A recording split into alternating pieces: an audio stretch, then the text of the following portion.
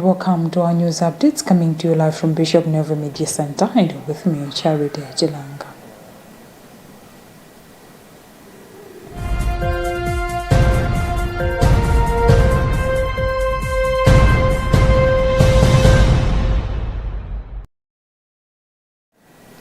The Vatican has announced that Pope Leo the 14th General Audience on Wednesday, August 13th, will be held indoors at the 7th Hall instead of St. Peter's Square due to the extreme heat wave gripping Rome.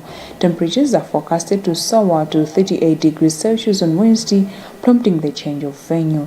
The 7th Hall, equipped with air conditioning powered by solar panels installed on its roof, will provide a cooler setting for the audience. After the event, the Pope will make a special appearance at St. Peter's Basilica to greet those who couldn't find a spot in the hall and followed the audience on the large screens. The weekly Pope audience, open to the public, will also be broadcast live on giant LED screens set up in St. Peter's Square, allowing thousands to participate and follow the event remotely.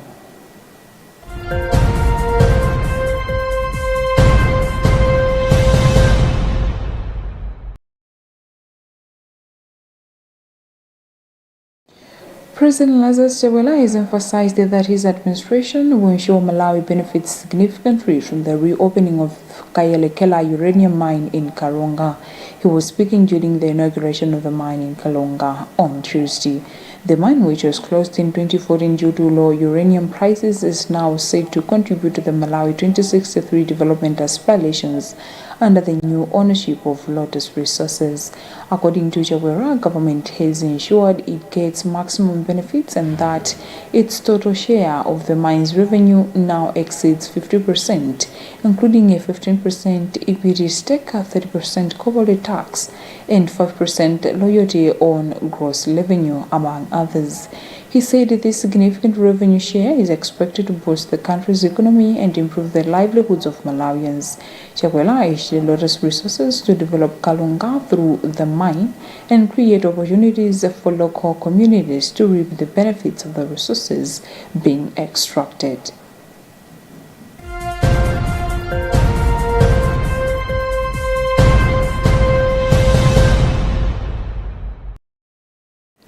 Malawi and Zambia have signed the Mutual Recognition Agreement (MRA) on conformity assessment, which will facilitate trade in farm produce, including groundnuts, beans, rice, soybeans, sorghum, and maize. The agreement was signed yesterday in Lusaka, Zambia, by the Minister of Trade and Industry, Vitumbiko Mumba, and Zambia's Minister of Agriculture, Mtolo Pili. Mumba says the agreement will unlock new opportunities for farmers, traders, and consumers, thereby bolstering economic growth across borders.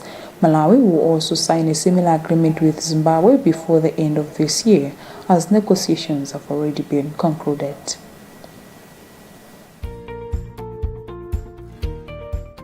Are you?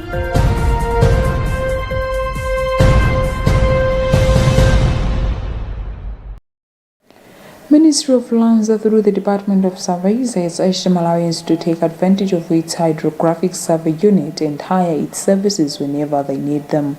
Speaking in an interview, Public Relations Officer and the Ministry of Luntha, Patson Konala, said the unit has a research vessel timber equipped with hydrographic equipment, which will make their surveys and its services reliable and can be hired at a reasonable price. Surveyor General in the Department of Survey is also responsible for the unit. Masida Mbano also said the unit can also help in coastal zone management for developers, environmental protection, and detection of minerals such as oil and gas on the bottom of the water, and aid in offshore construction like oil and gas plants, wind farming, laying underwater pipelines and cables, as they will be given accurate data prior to construction.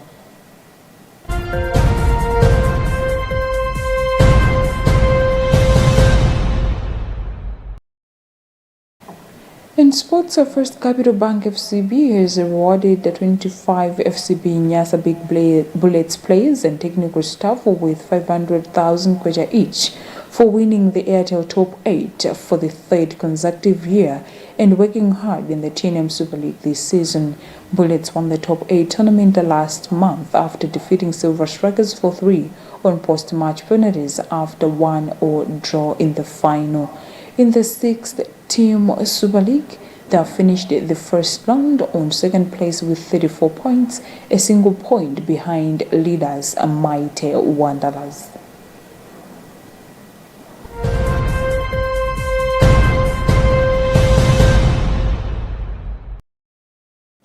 And in other news, Nigerian prosecutors on Monday arraigned 5 men accused of carrying out a deadly Islamist militant attack on a Catholic church in Owo in the southwestern Ondo state that killed at least 50 worshippers in 2022 and wounded over 100 others.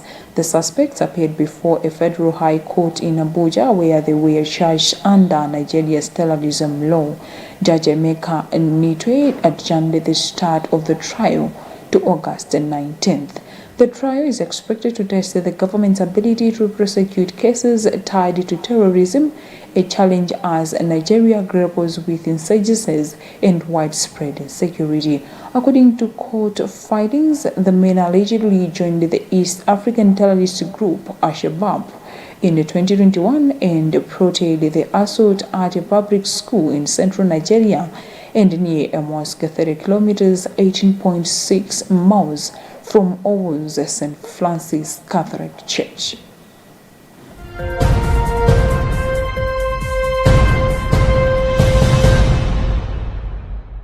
And that's all we had for now. You've been with me, Charity Chilanga. Goodbye.